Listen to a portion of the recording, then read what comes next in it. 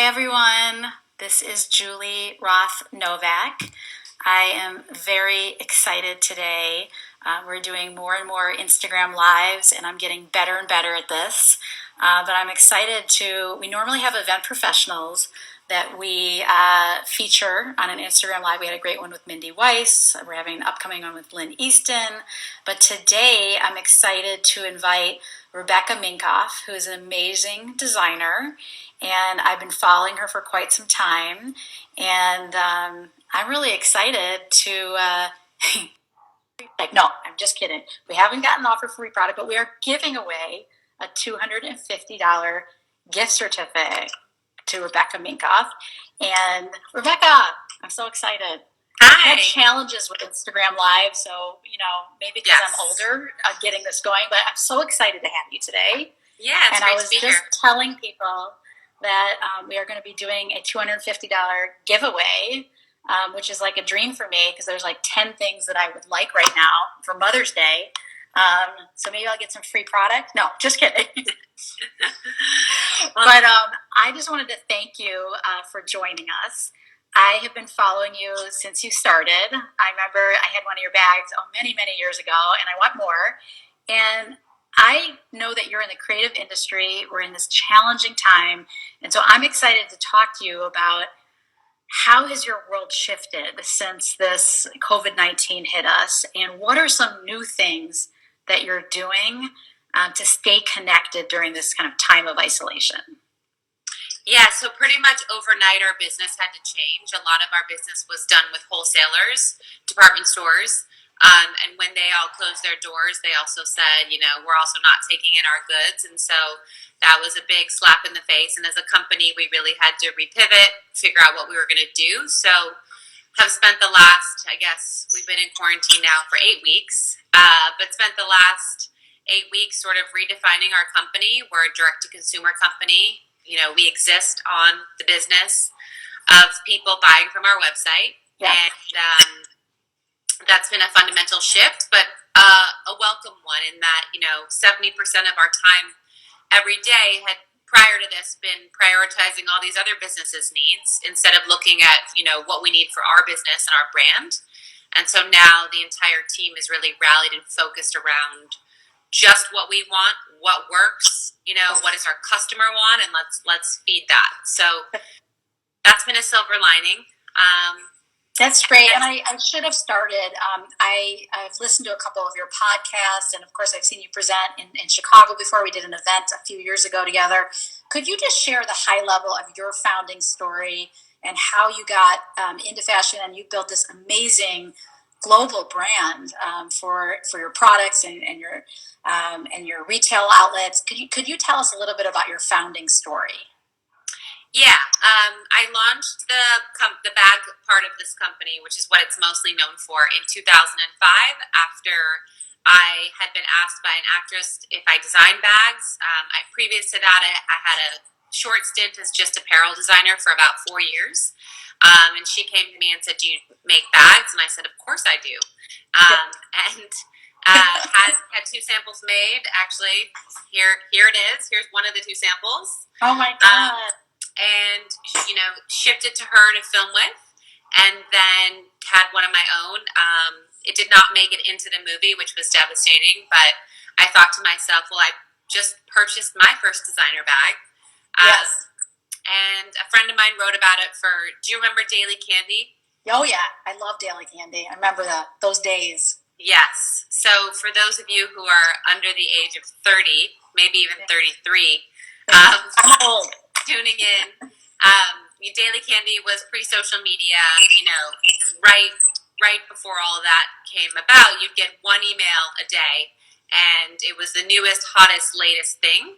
And so everyone sort of went there and purchased that item. So Daily Candy wrote about it, and it would hit like wildfire. And back then, you could only do, you only needed to do 1 or 2 new styles a year. Now designers are pumping out stuff all the time, but Yes. That was all we needed, so that was what I did. I want to reply real quick because Donna Carmack DM me. I'm so sorry that you are getting such bad service. So DM me and we can take that conversation out of this chat, and I will make sure that you are serviced. Just want to plug that. Our head of customer service has been sick with Corona, so she's only working part-time. Yeah, I think everyone's doing the best we can in this incredibly challenging environment, working from home and trying to keep the business running. And I know you have a family and children, as I have 3 running around and a dog that's peeping all over the house. Maybe that's too much information for Instagram Live, but how are you kind of managing, kind of running the business in this very unusual, uncertain time with all of the needs of homeschooling and everything else? I would be fired as a teacher, by the way. This week is Teacher Appreciation Week. Yes. And I appreciate my teachers. I just want to say that. I try and batch my day. So we have an all-hands call every day at 10, and that lasts about an hour. And then from about 11 to 1, I'm off the grid. I'm homeschooling the kids. Then my husband takes over at 1, and he does another 2 hours. So they get about 4 hours of homeschooling a day. And then I go into a bedroom or a bathroom, and I hide, and I try and focus. I have a desk in my closet. I go in my closet, and I'm like, I'm not in here. I know. Well, the older ones have figured out ways to creep in. Like my daughter's in here now, and I was like, if you say one word, you're out of here. I have the same thing. Totally. Yeah. I have so kids on the couch. It's like it's the most fragmented attention. Like when I'm at work, I can focus. When I'm at home, I focus. And I don't know how you feel, but all day it's like a zillion. Even if you're trying to reply to emails, your kid's like, I'm hungry. I want a snack for the 20th time. So it's a lot. Yeah, it is a lot. But I feel like the crazier you get, the more you have to be organized, and the more and again, as a leader we have 30 or so people here, I feel like compelled that I have to stay strong and stay organized, and I just find the time to do everything. So it's not easy. But tell me again. Not easy. I also reconnected with you last year, or I believe the year before, when you started the Female Founder Collective and really helping female founders of small businesses, of larger businesses, to really feel empowered and provide resources, and also put a spotlight to drive more business to them. Tell me a little bit more about the collective, and how you started it, and what you're excited about in the future. So I started it with 3 real main goals. There she was. She just did a drive-by. I wanted women to have access to the education that a lot of us as founders, we start our businesses with a passion and not necessarily a Wharton or Harvard degree. And so how do we give more women access to education by other founders who have sort of lived through it? And then also second to that, could there be a seal that would be recognizable for the consumer to be able to say, oh, that's woman-owned, don't have to think about it, I'm supporting a woman. Yes. And then the community part. So I think that that's really key for founders to have founders. You might have your team at the office, but you can't really confide in them about what's going on, or, have that crew, and then your friends might not have an understanding of business. And so who is that community that can give you the right advice, give you the right resources? So we launched it at the end of 2018, and we're just getting started. We have about 7,000 members now, and we just launched a great program with UBS. So there's about 50 women in a free program to really get a ton of insight into how to raise money, and those seminars will be made public. That's great. I love the program, and I've met a great group of Chicago women that are part of it. So on behalf of all female founders, and again, the events industry has so many amazing women-run businesses. I came from like tech and financial services, and coming over to this industry has been such a pleasure to meet so many incredibly strong women that have started and grown businesses all over the world. So thank you for doing that. And I know I'm going to continue to spread the word about it to people here in Chicago and my travels. And I really appreciate you putting a spotlight on this important group of women. Yeah, we need all the help we can get. We're only making 80 cents on the dollar. So we got to support each other. I agree 100%. And I know you have done a lot of amazing events and fashion shows and all over the world. With this kind of world of no events, we know it's going to come back soon. How are you trying to replace some of those events that help build your brand in new ways using digital technology, if you can? Well, our next big event technically would be something we do in September. Um, so we're just beginning to brainstorm what that looks like now. Um, we're not certain if events will be fully back by then, so we're sort of ideating what is a fun, engaging video that we could do that showcases the new collection, and how do we sort of challenge other people to recreate that. But we don't have anything solid yet. Yeah, I But think a lot of people are in limbo. So, I know we have a lot of new people joining us today. PartySlate is a place where you can get new ideas across all events, whether it's corporate or weddings or bar mitzvahs or fundraisers, and then be connected to the best local venues and event professionals. We know some of the events that you've done are, again, in some of the most incredibly creative places and others. So it is hard to replace that online, but we have seen some creative things with digital events and video that people are doing. And I know I'm excited to do more Instagram lives and interview more people that are stepping up to the challenge to create new experiences. yeah, I think every one of these One, challenges, people, I think with every one of these challenges, people innovate and ideate. And so some yes, hybrid, whether it's VR, AI, whatever, is going to, also strengthen what events were, and be the ancillary content to that. amazing. And one other question I have is so we've started a hashtag called Celebrate Soon. And it's really for people that can take a look back at events they've done in the past and that they're excited to celebrate soon, new events. After we move out of this time of isolation, what are you excited to celebrate soon?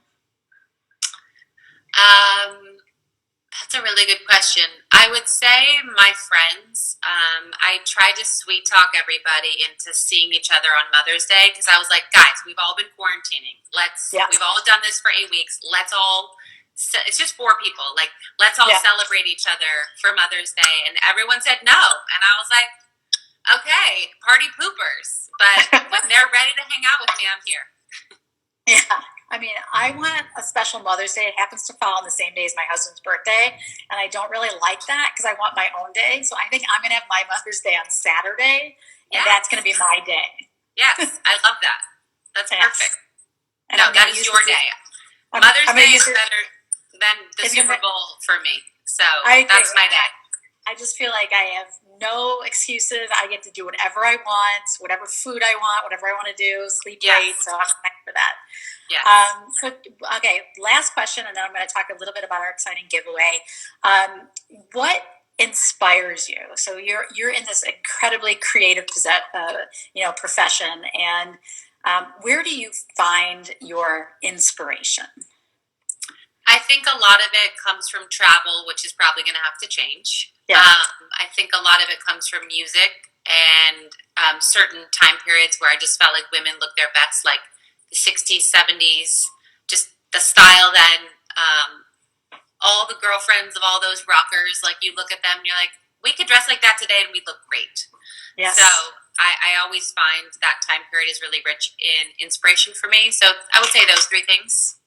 Right. Well, the travel will come back soon. I promise. I know this is a hard time to even think to the future, but we will get through this. And I think sometimes during times of crisis, it's when the most creative ideas, come out. And I guess because I call myself an experienced founder, which means older, having gone through 9/11 and having gone through 2008 financial crisis, it forces, real focus, and I do believe that's when innovation happens. I know at PartySlate, it's really helping us to prioritize what is the most important thing we can do to help this industry that's struggling, and how do we do it quickly to adjust to the new times. So, but last thing I wanted to share is you generously donated a $250 gift card for all the amazing people joining. So you can follow Rebecca Minkoff on Instagram. You can follow PartySlate on Instagram, and you can swipe up. I feel like a grandma. Swipe up on our PartySlate story to go enter for that giveaway. And the other thing I'll say is, Rebecca, you've also generously donated a 30% promo code. So anything on your website, 30% discount. And I'm probably going to take you up on that because I feel like for Mother's Day, I should treat myself. Yes, we all should be treating ourselves on Mother's Day. We push babies out, you know. We deserve a little love. And how many children do you have? Remind me. I have 3. You have 3. I was going to say, do you have 4? Because I remember you were having a baby last time I saw you. So I have 3 as well. Mine are a little older, 11, 12, and 14. So I don't have toddlers running around, which I feel for parents that do. But you have your own new set of challenges with teenagers. Yes, totally. I mean, a 4th was on the docket for discussion, but that conversation has ended abruptly due to Corona. So. I agree.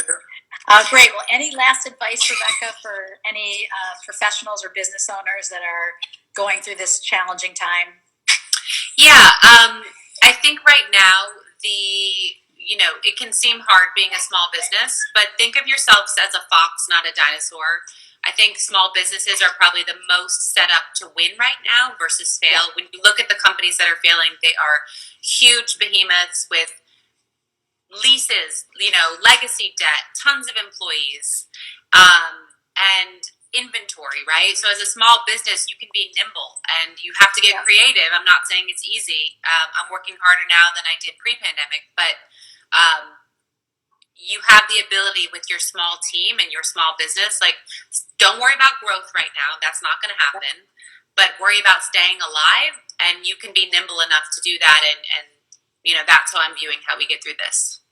Right. I love that advice because there's so many industries that right now just don't have any business. And so to create new ways to either help the front lines or to deliver things to home or add value in any way, what we're doing is a lot of thought leadership to help the industry find 1 or 2 ways, 2 outlets to help people.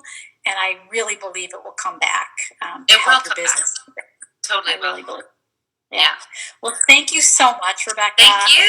We are huge fans. Our entire team at PartySlate was so excited to have you. Have a lot of fans here in Chicago. To have you, we love your store. We love the brand you've built, and you're a great, business leader. So thank you for all you're doing. Yeah, of course. Happy Mother's Day, and happy Mother's Day to everyone out there. Happy Mother's Day, everyone. Thank you so much. Bye.